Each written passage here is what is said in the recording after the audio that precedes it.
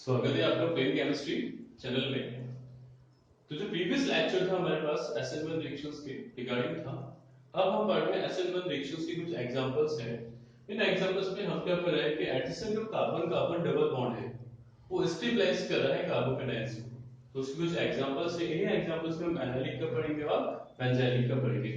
तो फर्स्ट इसको स्टार्ट कर रहा हूं मैं एल्काइल से, फिर हम आएंगे एलाइलिक पे और बेंजाइलिक पे। तो फर्स्ट अगर एग्जांपल्स की अगर मैं बात करता हूं तो मेरे पास ये रहा टर्शियरी अल्कोहल। टर्शियरी अल्कोहल को अपन प्रोटोनेशन कर रहे हैं हाइड्रोजन क्लोराइड से। तो जब ये प्रोटोनेशन होगा तो प्रोटोनेशन से मेरे पास हाइड्रोक्साइड जो कि बैड लिविंग ग्रुप होता है, this bad leaving group is converted into the good leaving group. तो ये वाटर मॉलिक्यूल में कन्वर्ट हो जाएगा। अब यहां से वाटर क्या होगा, रिमूव। जैसे वाटर से यहां से रिमूव होगा मेरे पास एक प्रेशर स्ट्रक्चर का फॉर्मेशन होगा जो कि मेरे पास क्या इंटरमीडिएट कार्बोकैटायंस फ्लोराइड्स का यहां पर अटैक किया जाए। तो इस केसेस में मेरे पास फाइनल कंपाउंड का फॉर्मेशन होगा टर्शियरी क्लोराइड्स। ठीक है, टर्शियरी ब्यूटाइल क्लोराइड्स का मेरे पास यहां पर फॉर्मेशन होगा। अगेन कुछ और एग्जांपल्स हम इसके देखते हैं। यहां पर मैंने लिया है एलाइलिक ब्रोमाइड।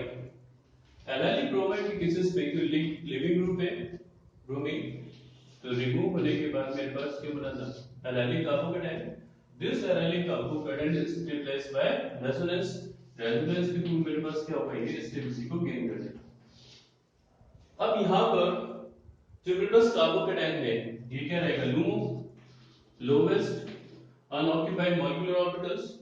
और जो डबल बॉन्ड कंटेनिंग है वो मेरे पास रहेगा HOMO, HOMO, highest occupied molecular orbitals. अब देखो जब भी कार्बोकेटायन के नियरेस्ट डबल बॉन्ड होगा या हाइड्रोजन प्रेजेंट हो आपके पास, कोई मैग्नेटिक एफेक्ट वाला ग्रुप प्रेजेंट हो, तो वो हरदम क्या करता है कि कार्बोकेटायन को स्टेबलाइज करता है। जैसे इस केसेस में इस कार्बोकेटायन के नियरेस्ट मेरे पास क्या है, डबल बॉन्ड। तो ये डबल बॉन्ड शिफ्ट हुआ और शिफ्ट होकर क्या हुआ, स्टेबिलिटी को गेन करवाता है किसको, कार्बोकेटायन को।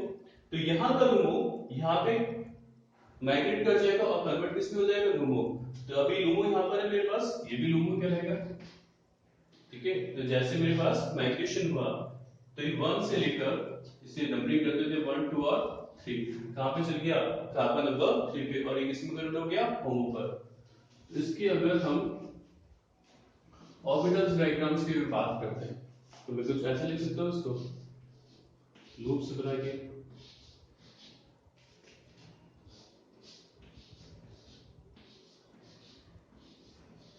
तो ये मेरे पास क्या रहा, psi1 और ये क्या रहा, psi2।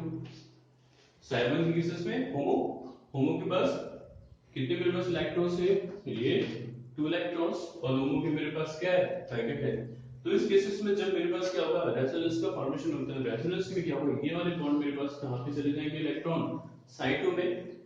तो अभी ये मेरे पास होमो था और ये मेरे पास क्या, LUMO। तो जब दोनों इलेक्ट्रॉन मेरे पास साइड में माइग्रेट करेगा तो LUMO कहां पे आ जाएगा, इस जगह पे, और ये किस में कन्वर्ट हो जाएगा, HOMO। अब यहां पर इसलिए मैंने इसको बताया है क्योंकि डायरेक्ट क्या करता है स्टूडेंट, इसी पे अटैक करवा देता है कार्बोकेटायन पे, जबकि ऐसा नहीं है। इस कार्बोकेटायन को स्टेबलाइज करने के लिए नीरस वाला बॉन्ड क्या करता है, यहां पे माइग्रेट करता है। तो यहां पर जैसे मैंने इसी को वापस ले लेते हैं मॉलिक्यूल्स को, ये कार्बोकेटायन रहा। अब किसी भी न्यूक्लियोफाइल्स का मेरे पास अटैक होगा तो न्यूक्लियोफाइल्स का अटैक डायरेक्ट यहां पे नहीं होगा, कहां पर होगा, डबल बॉन्ड पे। देन ये क्या होगा, शिफ्ट, और फाइनली आपके पास जो फॉर्मेशन होगा दिस काइंड ऑफ कंपाउंड, इस कंपाउंड का आपके पास फॉर्मेशन होगा।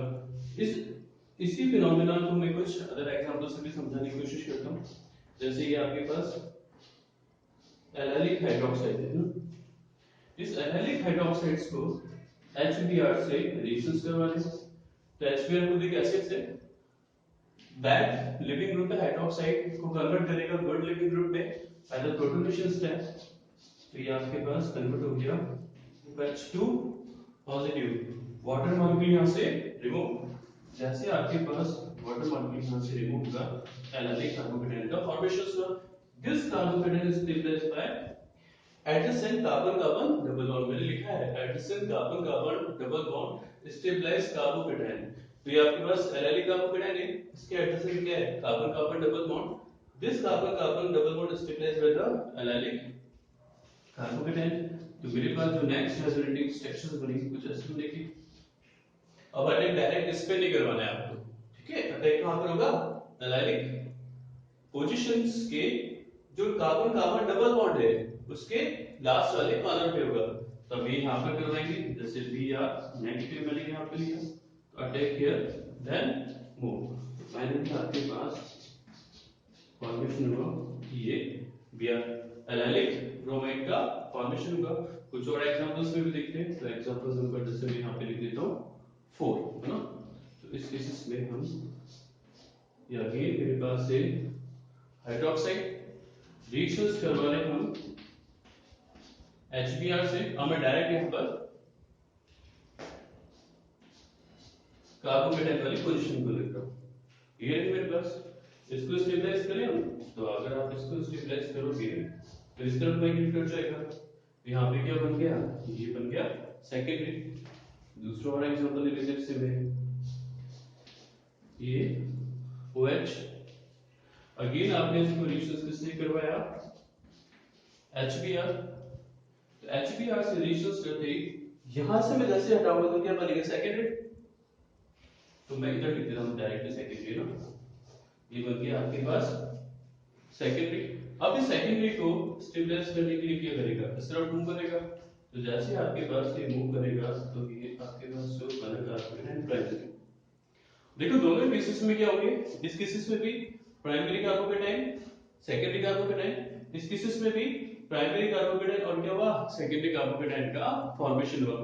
अब यहां पर मेरे पास दो क्वेश्चन पुट अप होते हैं। फर्स्ट है कि डायरेक्ट न्यूक्लियोफाइल सेकेंडरी पर अटैक करे या जो न्यूक्लियोफाइल है डायरेक्ट किस पे करे प्राइमरी पर अटैक करे। इस केसेस में अगर बात करते हैं तो न्यूक्लियोफाइल वहां से अटैक करता है जहां पर स्टेरिक हिंड्रेंस हमारे पास कम होती है। तो स्टेरिक हिंड्रेंस मेरे पास क्या है प्राइमरी पे कम, ठीक है ना। लेकिन मैंने क्या कहा कि कार्बोकेटायन के nearest single carbon carbon double bond है तो उसे स्टेबलाइज करने की तरफ उसके लिए माइग्रेट कर जाता है। दैट इज यहां पर मेरे पास क्या है स्टेरिक हिंड्रेंस है। तो यहां पर जब न्यूक्लियोफाइल मेरे पास अटैक करेगा तो जो बनने वाला प्रोडक्ट है मेरे पास हायर अमाउंट में बनेगा। दैट मींस मोर स्टेबल भी होगा और क्या होगी यील्ड भी हायर होगी। तो इन दोनों ही मैं एग्जांपल्स को फिर लिखता हूं। देखो ये तो दोनों सेम ही एक तरह से। तो अटैक कहां पर होगा न्यूक्लियोफाइल्स का वापस ड्रॉ कर लेते हैं। ये सेकेंडरी कार्बोकेटायंस यहां पर मैंने Br का अटैक किया तो अटैक किया then shift and positive charges diminish. तो फाइनली आपके पास जो प्रोडक्ट बनेगा ये बनेगा मेरे पास Br। ये जो प्रोडक्ट बन रहा है मेरे पास बन रहा है 80%। ऐसा इसलिए हो रहा है क्योंकि कार्बोकेटायन को स्टेबलाइज करने के लिए carbon carbon double bond migrate कर रहा है। तो ये होमो है अभी, जब ये माइग्रेशन यहां पर करेगा तो ये किस में कन्वर्ट हो जाएगा होमो में। और ये जो लास्ट वाला मेरे पास बॉन्ड है ये किस में कन्वर्ट हो जाएगा आपके पास लुमो में। तो लुमो ठीक है यहां से माइग्रेट करके इसमें लुमो में जाएगा और ये वाला होमो यहां से माइग्रेट करके किस में आ जाएगा आपके पास होमो में। और जो फाइनली प्रोडक्ट का फॉर्मेशन हुआ 80% हुआ जो कि टर्मिनल ब्रोमीन से हुआ। अगर आप सेकेंडरी के केसेस में देखते हैं तो सेकेंडरी मेरे पास ये रहा या सेकेंडरी कार्बोकेटायन क्या रहा मेरे पास ये रहा। अगर मैं डायरेक्ट अटैक कराता हूं तो क्या होता है ठीक है आप इस पे डायरेक्ट अटैक करवा के देख लेते हैं। तो आपके पास सेकेंडरी रहा। अगर सेकेंडरी पर Br का डायरेक्ट अटैक करवा दिया ये आपने डायरेक्ट अटैक किया इस केसेस में आपके पास सेकेंडरी ब्रोमाइड बना। ये सेकेंडरी ब्रोमाइड कितना बन रहा है आपके पास 20% का फॉर्मेशन हो रहा है। क्यों क्योंकि उस समय ये स्टेबलाइजेशन का जो फिनोमेना है ये फिनोमेना नहीं हुआ। तो बनने वाले प्रोडक्ट्स में आपके पास क्या बना लेस स्टेबल प्रोडक्ट का फॉर्मेशन होता है जो कि कितना बन रहा है 20%। सेकंड थिंग कि जो न्यूक्लियोफाइल्स होगा अटैक करेगा आपके पास लेस इंटर साइड से। यहां पे स्टेरिक हिंड्रेंस ज्यादा सेकेंडरी होने के कारण, जबकि यहां पर क्या हुआ टर्मिनल पे कार्बन कार्बन डबल बॉन्ड है और स्टेरिक हिंड्रेंस क्या है अप्रोक्सीमेट 0 है। तो जब स्टेरिक हिंड्रेंस हमारे पास है नहीं तो इजीली अप्रोच करेगा nucleophile as a compare of secondary में जहां पर मेरे पास स्टेरिक हिंड्रेंस ज्यादा है। कुछ और एग्जांपल्स और देखते हैं इसके।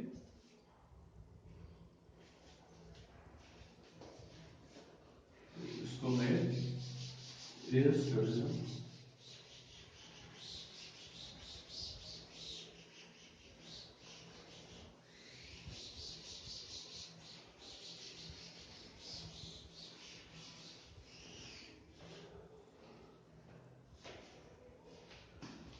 अगर बेंजाइल पोजीशन की बात करते हैं तो ये H यहाँ पे लिख देता हूँ, H यहाँ पर X एक लिविंग ग्रुप है। जैसे लिविंग ग्रुप यहाँ से माइग्रेट करता है, डिपार्ट करेगा, तो डिपार्ट करने पे आपके पास बना CH2 पॉजिटिव। ये जो पॉजिटिव चार्ज बना है मेरे पास benzylic carbocation, this benzylic carbocation is stabilised by resonance. मैं दो तीन स्टेप एक साथ कर देता हूँ ना, क्योंकि नॉर्मल ये रेजोनेटिंग स्ट्रक्चर ही है। इस केसेस में जैसे आपने किया है डबल बॉन्ड हाइड्रोजन और ये हाइड्रोजन, इसके माइग्रेशन से इस तरफ आएगा डबल बॉन्ड और इसके माइग्रेशन से डबल बॉन्ड यहाँ पे और ये पॉजिटिव चार्ज यहाँ पे। अब यहाँ पे क्वेश्चन पुट अप होता है कि सर जब रिंग पर पॉजिटिव चार्ज का फॉर्मेशन हो रहा है तो न्यूक्लियोफाइल का अटैक को रिंग पर ही करवा देना, ठीक है? क्या बेंजाइलिक पोजीशंस पे यहाँ पे अटैक करवाने के लिए इतनी माना थोड़ी करें। तो इस केसेस में देखो हमारे पास क्या होगा, अगर मैं यहाँ पे अटैक करवा देता हूँ तो इस अभी कंपाउंड मेरे पास क्या है 2 + 2 4, ये भी sp2 और ये भी sp2, तो अभी कंपाउंड मेरे पास हो गया एंटी एरोमेटिक जो कि लेस स्टेबल है, और एक कंपाउंड क्या मेरे पास एरोमेटिक। अगर आप न्यूक्लियोफाइल पे यहाँ पे अटैक करवा देते तो आपने अटैक किया न्यूक्लियोफाइल का, जैसे आपने अटैक किया न्यूक्लियोफाइल का तो न्यूक्लियोफाइल यहाँ जुड़ गया और ये आपके पास कंपाउंड का फॉर्मेशन हुआ। अब ये वाला कार्बन किसमें कन्वर्ट हो गया sp3, sp3 कन्वर्ट होते ही मेरे पास कंपाउंड क्या बना है, ये तो पता चला है कि एंटी एरोमेटिक से नॉन एरोमेटिक क्या होता है more stable, that means stability की तरफ तो जा रहा है। लेकिन अगर मैं कुछ ऐसा करूं कि एरोमेटिसिटी क्या है प्रिजर्व है, दैट मींस मेंटेन है, तो उस केसेस में मेरे पास क्या होगा स्टेबिलिटी हायर होगी। अब देखो इसी कंपाउंड्स को अगर मैं वापस लिखता हूं तो हम क्या करेंगे, तो डबल बॉन्ड हाइड्रोजन और ये हाइड्रोजन, यहाँ पे क्या हुआ चार्ज पॉजिटिव, मैंने कहा ना कि ये क्या लूमो और ये क्या है अभी होमो, तो इसको स्टेबलाइज करने के लिए पास वाले क्या होगा डबल बॉन्ड की, तो ये मूव करे या ये वाला मूव करे। तो मैंने अटैक किसको कराया, ये न्यूक्लियोफाइल्स का अटैक किया, ठीक है?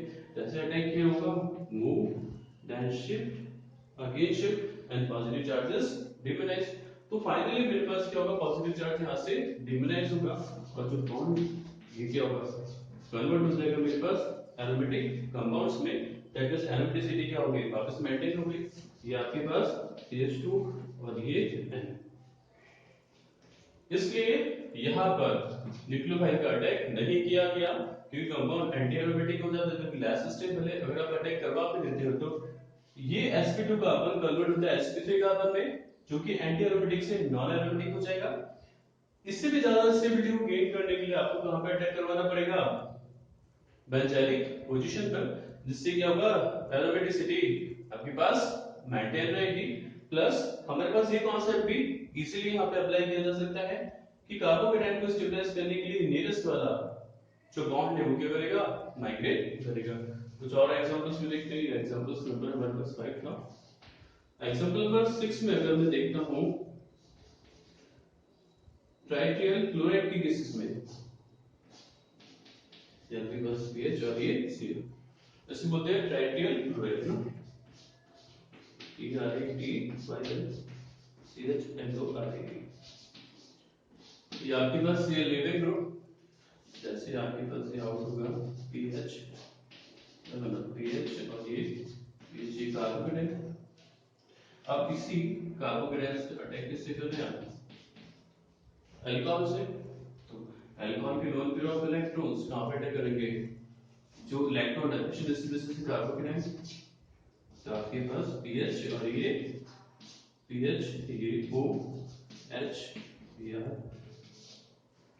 अब जो अल्कोहल का H था ये हाईली क्या हो गया एसिडिक हो गया, तो इस H को रिमूव करने के लिए आप कोई भी बिग बेस यूज कर सकते हैं क्योंकि प्रोटॉन मेरे पास हाईली क्या है एसिडिक है, तो इसको रिमूव करने के लिए मैंने जो कंपाउंड यूज किया वो यूज किया pyridine, जो कि एक क्या मेरे पास वीक बेस है, तो जैसे क्या करेगा एक प्रोटॉन को एक्सेप्शन करेगा तो ये पॉजिटिव चार्ज को क्या करेगा डिमिनाइज, तो आपके पास फाइनली जो प्रोडक्ट का फॉर्मेशन होगा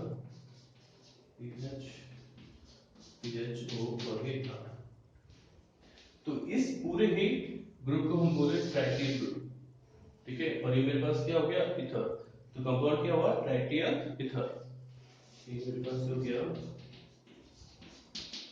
ट्राइटियल इथर। ये कुछ एग्जांपल्स थे जो बेंजोइलिक और एराइलिक पोजीशन से रिलेटेड थे SN1 रिएक्शंस में। ये हमारे पास पार्ट सेकंड था SN1 रिएक्शंस का। अब जो पार्ट थर्ड होगा उसमें भी हम स्टेबिलिटी ऑफ कार्बोकेटायन के बारे में बात करेंगे कि कार्बोकेटायन की स्टेबिलिटी होने पर रेट ऑफ SN1 रिएक्शंस पे क्या इफेक्ट होता है।